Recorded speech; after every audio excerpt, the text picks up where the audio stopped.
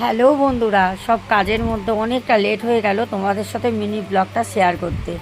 দেখো, দেখতে দেখতে পুজো তো চলেই আসলো। গাড়ি করে বেরিয়েছি আমি আর প্রিন্স, দুজনে চলে আসলাম দেখতে দেখতে ব্যারাকপুর। তারপর হাঁটি হাঁটি পাই পাই করে দুজনে চলে গেলাম এগিয়ে এগিয়ে। পর্দা অর্ডার দিয়ে এসেছিলাম একদিন আগে, সেগুলো আনতে। কালারটা কেমন হয়েছে অবশ্যই কিন্তু জানাতে হবে। খুব মিষ্টি কালার, একদম দেখবে বাতাবি লেবু কাটলে যেরকম ভেতরে কালারটা হয়, ঠিক ওরকম পিঙ্ক কালারটা নিয়ে চলে আসলাম। হ্যাঁ, না আসিনি, গাড়ি রাখতে গেছিলাম তো ওখানে গিয়ে প্রিন্সকে দেখাচ্ছিলাম যে ওই দেখো প্রিন্স দাঁড়িয়ে রয়েছে। আর আমি বলছিলাম যে এর ভেতরে ভূত আছে, কারণ ওইখানটা এতটাই অন্ধকার, তোমরা দেখতে পারবে, ওই দেখো। আর একদম তো প্ল্যাটফর্মের কাছে, তো বলছিলাম এখানে ভূত আছে।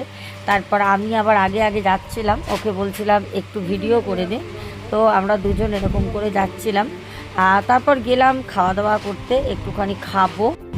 আরও অনেক কিছু টুকিটাকি বাজার করেছি, সেগুলো নয় পরেই দেখাবো। একটা ভিডিওর মধ্যে তো সব কিছু দেখানো সম্ভব হয় না, বলো।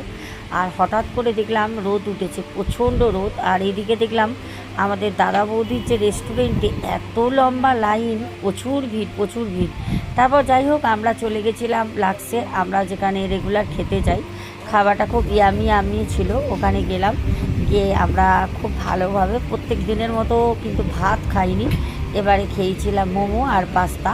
তো তোমাদের সাথে শেয়ার করলাম, তোমরা এনজয় করো ব্লগটা। মিনি ব্লগটা কেমন লাগলো অবশ্যই কিন্তু কমেন্টে জানিয়ে দিও। ভালো লাগলে লাইক করো, শেয়ার করো, আর চ্যানেলটাকে সাবস্ক্রাইব করতে একদম ভুলবে না। চারপাশে একটু আওয়াজ পাবে, কারণ বাড়িতে এখন কাজ চলছে, ঠিক আছে, ওর মধ্যে আমি ভয়েস ওভার করছি। যাই হোক, চলো, মায়ের পুজো তো চলেই আসলো, হাতে মাত্র 2 দিন। আমি চাই না যে কোনো কিছু অপূর্ণ থেকে থাক, কারণ আমি প্রত্যেকটা জিনিস খুঁটিয়ে খুঁটিয়ে করছি। জানি মা, আমার মন চাওয়া মানে মায়ের মন চাওয়া। মা আমাকে বলছেন, আদেশ করছেন, আমি চাই না যে কোনো জিনিসের কম থাক, প্রত্যেকটা জিনিস যেন একদম সুন্দরভাবে হয়। বাজারাং বালিকে তোমাদের সাথে শেয়ার করলাম, তোমরা প্রণাম করে নিও। তো চলো, এখনের মতো টাটা, আসছি এবার বাড়ির দিকে। তো টাটা, আমাদের মার্কেটিং শেষ, আমরা এখন বাড়ি যাচ্ছি। প্রিন্সের কাছে দেখো কত জিনিস, সব ওকে ধরিয়ে দিয়েছি। হ্যাঁ, আমি বললাম তুই নিয়ে চল, আমি হেঁটে হেঁটে যাই ফ্রিতে।